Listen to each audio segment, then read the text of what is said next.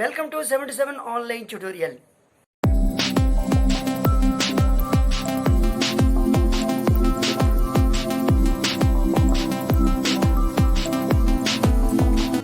ఇంతవరకు మన ఛానల్లో నవోదయ ఎగ్జామినేషన్ పేపర్ని అదే ప్రీవియస్ పేపర్ని డిస్కషన్ చేసుకుంటున్నామండి. ఈ వీడియో తెలుగు మీడియం పిల్లలకు ఉపయోగపడే విధంగా మ్యాథమెటిక్స్ ఇప్పుడు మనం చెప్పుకుంటున్నాం. ఇది కొన్ని పార్ట్లుగా మీ ముందు ఉంటుంది. తర్వాత ఇంగ్లీష్ మీడియంలో కూడా మ్యాథమెటిక్స్ ప్రీవియస్ ఎగ్జామినేషన్ పేపర్ని మీ ముందు ఉంచుతాను. ఇందుకు మీరు చేయవలసిందల్లా మన 77 ఆన్లైన్ ట్యుటోరియల్ని సబ్స్క్రైబ్ చేసుకోండి. ఈ వీడియోని మీ ఫ్రెండ్స్ అందరికీ షేర్ చేయండి. అదేవిధంగా మన ప్రతి ఒక్క వీడియోని లైక్ చేస్తూనే ఉండండి. మన ఛానల్లో మీ అమూల్యమైన సలహాలను సూచనలను కామెంట్స్ రూపంలో తెలియజేయండి. ఇప్పుడు మనం క్లాసులోకి వెళ్దాం. చూడము, నవోదయ ఎగ్జామినేషన్ పేపర్ డిస్కషన్లో మనం తెలుగు మీడియం పిల్లలకు ఉపయోగపడే విధంగా మ్యాథమెటిక్స్ చెప్పుకుంటున్నాం.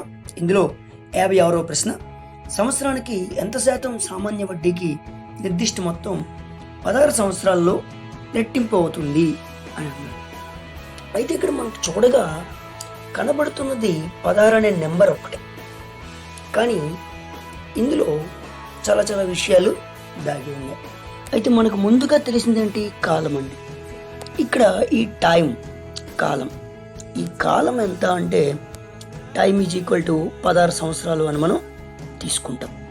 అయితే నిర్దిష్ట మొత్తం రెట్టింపు అవుతుంది అంటే కొంత అసలుని తీసుకున్నారు, కొంత అసలుని అప్పుగా తీసుకుని 16 సంవత్సరాల తర్వాత దానికి రెట్టింపు వడ్డీ కట్టి మొత్తాన్ని చెల్లిస్తారనమాట. అయితే ఎంత శాతానికి అంటే వడ్డీ రేటు అడిగాడు, మనకి రేట్ ఆఫ్ ఇంట్రెస్ట్ అనేది మనకు అడిగాడు. అయితే ఇక్కడ మనం అసలు తెలీదు, వడ్డీ తెలీదు, మొత్తం అనేది కూడా తెలీదు. అయితే ఇక్కడ మనం ఏం చేస్తామంటే అసలుని 100 రూపాయలు అనుకుందాం. అసలు ఎంత అనుకుందాం అమ్మా? 100 రూపాయలు అనుకుందాం. అయితే మొత్తం 16 సంవత్సరాల తరువాత చెల్లించాల్సిన మొత్తం ఎంత అవుతుందండి? రెట్టింపు అవుతుంది. అంటే దీనికి 2 రెట్లు అవుతుంది. అంటే ఒక 100 రూపాయలు అనుకుంటే మరో 100 రూపాయలు కలిపి మనం 200 రూపాయలు మనం మొత్తము చెల్లించాలి. అయితే ఇక్కడ వడ్డీ ఎంత అవుతుంది? ఇక్కడ మనకి వడ్డీ ఎంత అవుతుందండి? వడ్డీ మొత్తంలోంచి అసలు తీసివేసేయాలి. మొత్తంలోంచి అసలు తీసివేసేయాలి.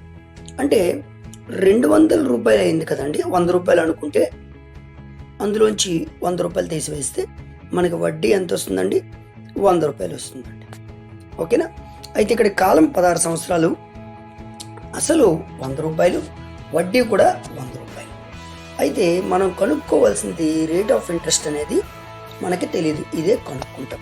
ఇప్పుడు సూత్రం వేసి ఈ ప్రాబ్లంని సొల్యూషన్ చేద్దాం, సరేనా? అయితే ఇప్పుడు మనకి సూత్రం ఏంటండి? సామాన్య వడ్డీకి సూత్రం, సామాన్య వడ్డీకి సూత్రం ఏంటవుతుంది? I is equal PTR/100. ఈ ఆర్ అనేది మనం కనుక్కోవాల్సి ఉందండి. ఐ అనేది మనకు వచ్చిందండి ఆల్రెడీ. 100 ఈజ్ ఈక్వల్ అసలు అంటే 100 ఇంటూ కాలం అంటే 16 సంవత్సరాలు ఇంటూ ఈ రేట్ ఆఫ్ ఇంట్రెస్ట్ వడ్డీ రేట్ని మనం కనుక్కోవాల్సి ఉందండి. ఇలాగా ఈ సూత్రంలో ఈ విలువలన్నింటినీ కూడా మనం ప్రతిక్షేపించామండి. ఇప్పుడు దీన్ని మనం ప్రాబ్లం సొల్యూషన్ చేద్దామండి. చూడమ్మా, ఇక్కడ 100కి 100 క్యాన్సిల్ అయిందండి.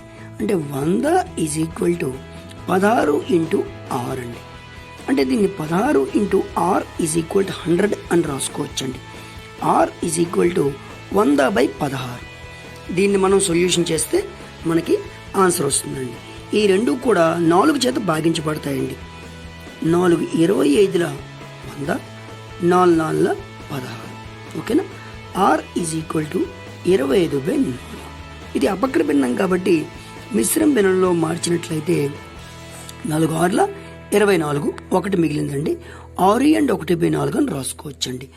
6/1/4% అంటే వడ్డీ రేటు 6.1/4%తో 16 సంవత్సరాల కాలంలో అసలుకు రెట్టింపు మొత్తం అవుతుందండి. అంటే 100 రూపాయలు వడ్డీ 16 సంవత్సరాల్లో కలిసి అది అసలుకి రెట్టింపు అవుతుందండి. ఎంత శాతము అంటే 6.1/4%. అర్థమైందమ్మా? అయితే దీని తాలూకా ఆప్షన్ అనేది మనకి ఆప్షన్ బిలో మనకు ఆన్సర్ ఉందండి. సరేనా? ఇప్పుడు 57వ లెక్క చూద్దాం. సమకోణ త్రిభుజం 2 నిలువు భుజాలు 5 సెంటీమీటర్లు మరియు 12 సెంటీమీటర్లు అయితే చుట్టుకొలత ఎంత అని అడిగాడండి. అయితే ఇక్కడ యాక్చువల్గా ప్రింటింగ్ మిస్టేక్ జరిగిందండి. సమకోణ త్రిభుజం కాదు. సమకోణ త్రిభుజం అయినట్లయితే అంటే ఇది ఈక్విలాటరల్ ట్రయాంగిల్ అండి. సమకోణ త్రిభుజం అన్నా సంభావ త్రిభుజం అన్నా ఒకటే. దీనికి ఈ విధంగా ఇస్తే ఈ ప్రాబ్లం అనేది చేయలేమండి. దీన్ని ఈ తెలుగు మీడియంలో ఎగ్జామినేషన్ పేపర్లో మిస్టేక్ పడిందండి.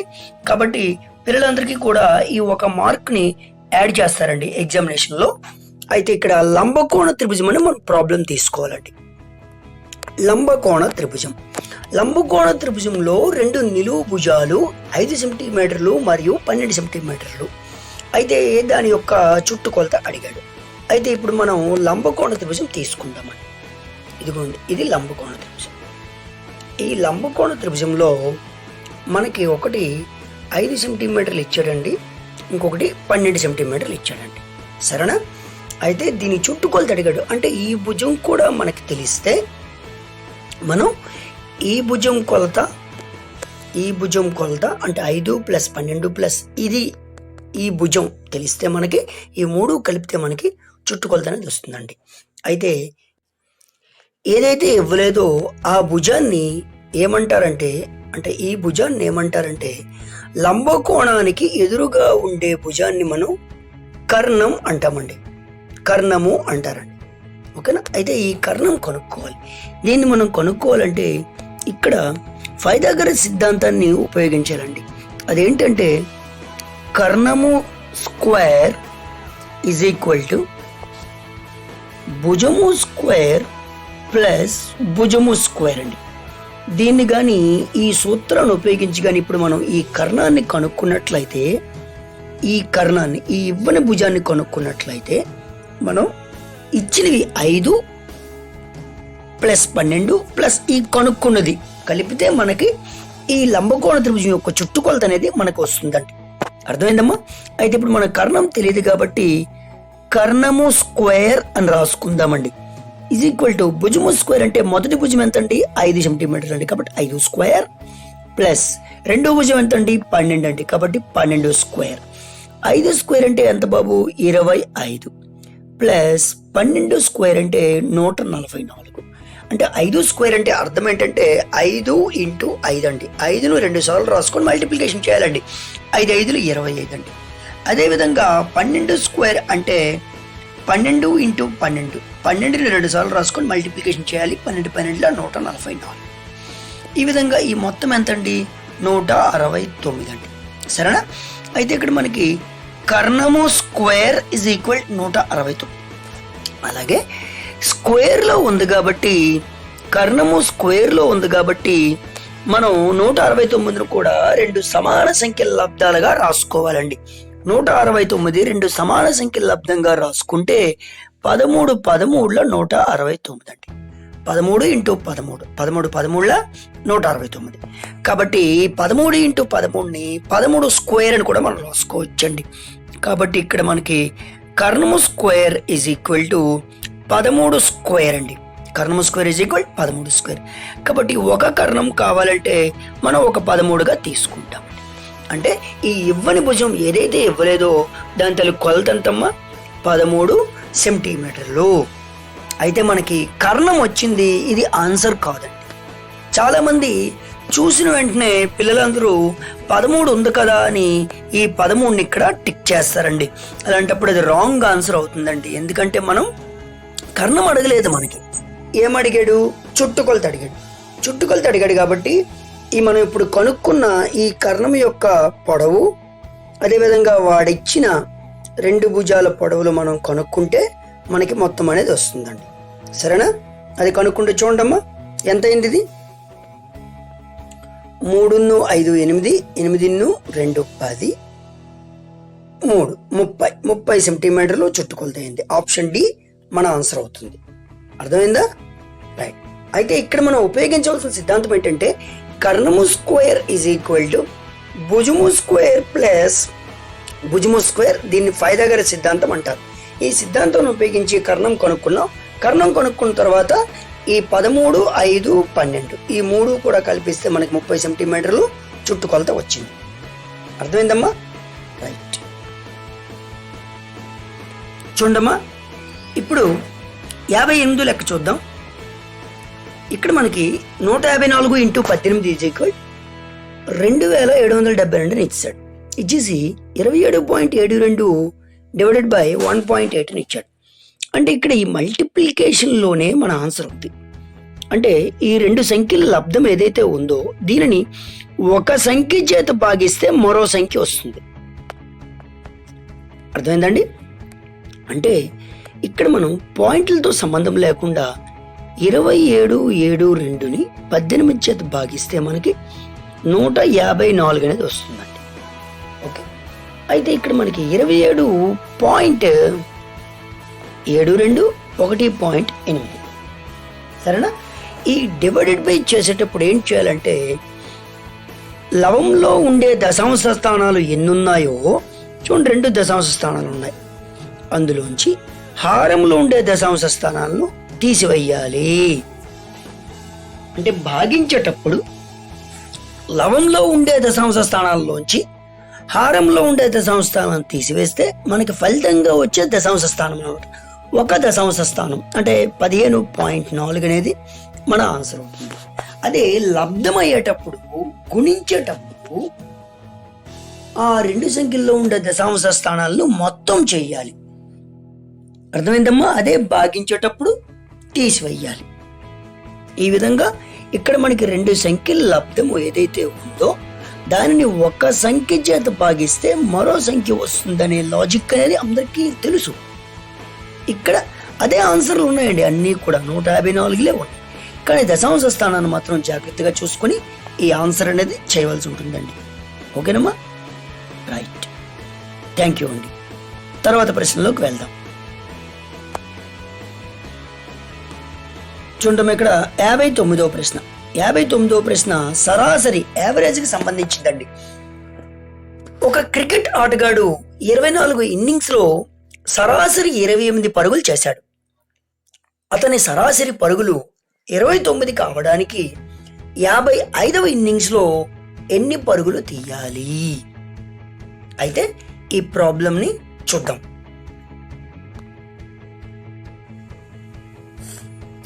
చూడండి, ఈ 59వ ప్రాబ్లం.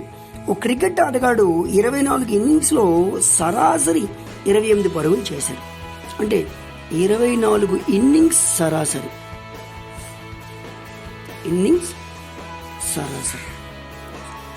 సరాసరి అంతా 28 పరుగులు అండి.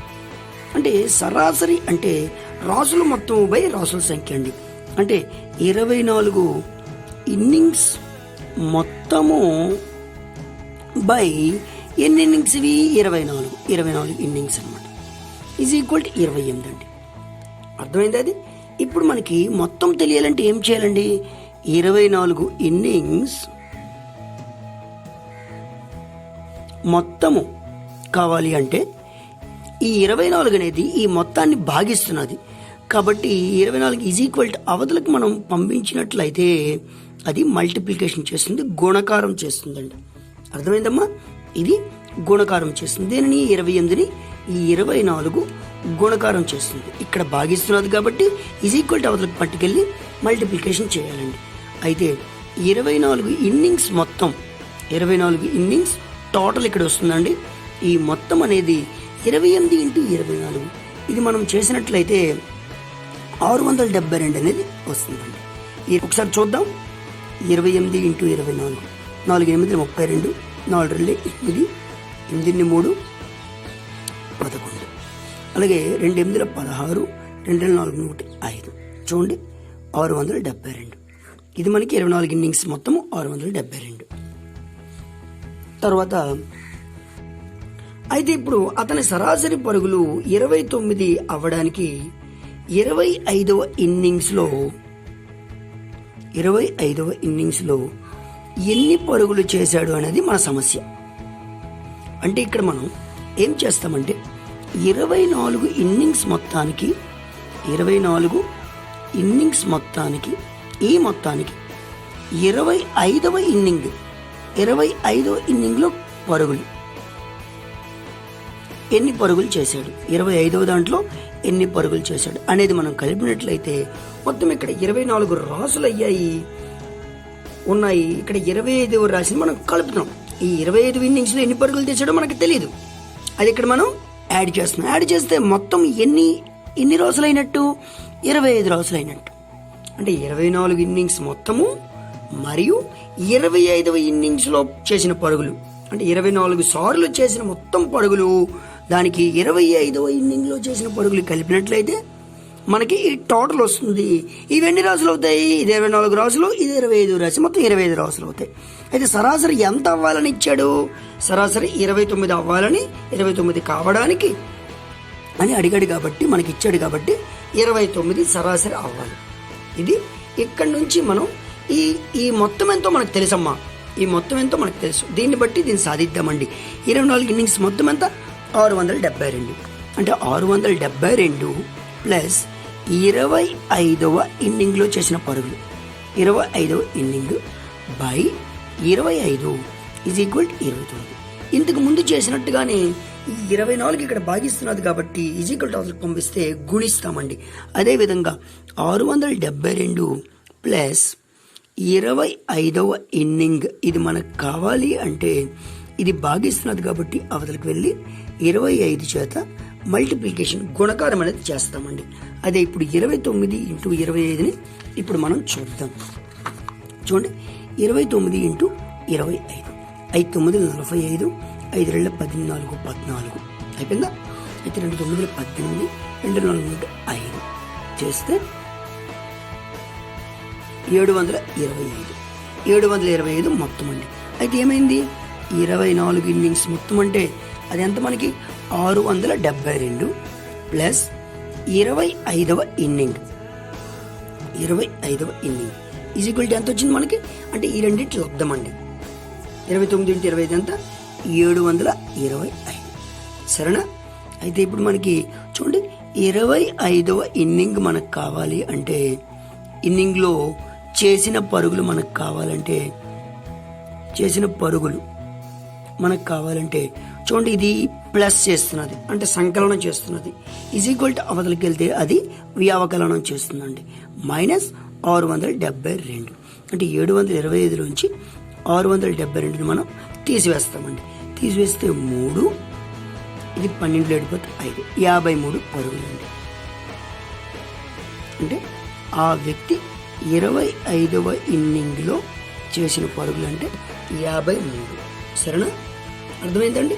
అంటే ఇక్కడ మనకు రాసులు మొత్తం రాసుల సంఖ్య అనే సూత్రం అనేది మనకు ఒకటి రావాల్సి ఉండే, దాని తర్వాత ప్లస్ని ఈజ్ ఈక్వల్ టు అవతలకు పట్టుకెళ్తే మైనస్ అవుతుంది, అలాగే divided by is equal to అవతలకు పట్టుకెళ్తే మల్టిప్లికేషన్ అవుతుంది అనేది మనం నేర్చుకోవాలండి.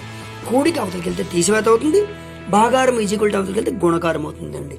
అదేవిధంగా తీసివేత అనేది ఈజ్ ఈక్వల్ టు అవతలకి వెళ్తే సంకలనం అవుతుందండి, కలుపుతామండి.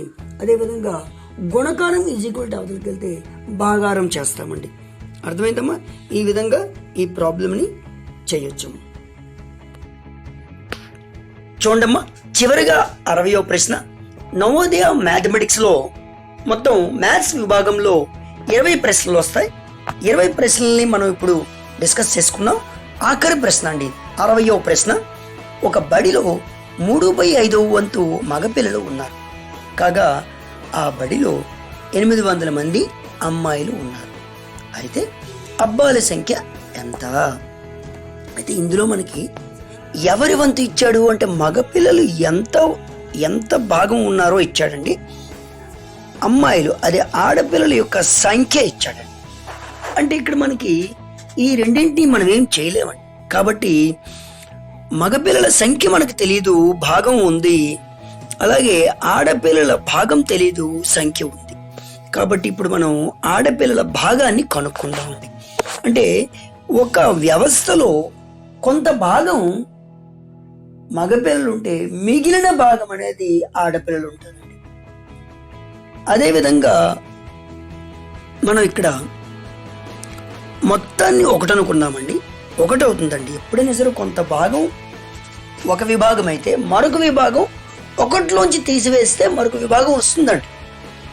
అంటే ఇక్కడ మనం 3/5 వంతు మగపిల్లలు ఉన్నారు కాబట్టి ఆడపిల్లలు కావాలంటే 1లోంచి 3/5ని తీసివేస్తే మనకి ఆడపిల్లల వంతు వస్తుందండి. ఎంత భాగం ఉన్నారో వస్తుంది.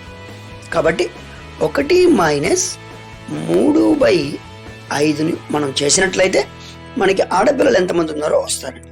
ఇది చేసే విధానం చాలా సింపుల్గా చేయొచ్చండి, చాలా ఈజీ అండి. 1ని మనం 5/5గా రాసుకోవచ్చమ్మా, బై 3/5. అయితే ఏమైంది, ఇది సజాత భిన్నాలు కాబట్టి ఇది తీసివేయడం అనేది ఇదే అవుతుందండి. 5 - 3/5 అంటే 2/5 వంతు ఆడపిల్లలు ఉన్నారండి. సరేనా?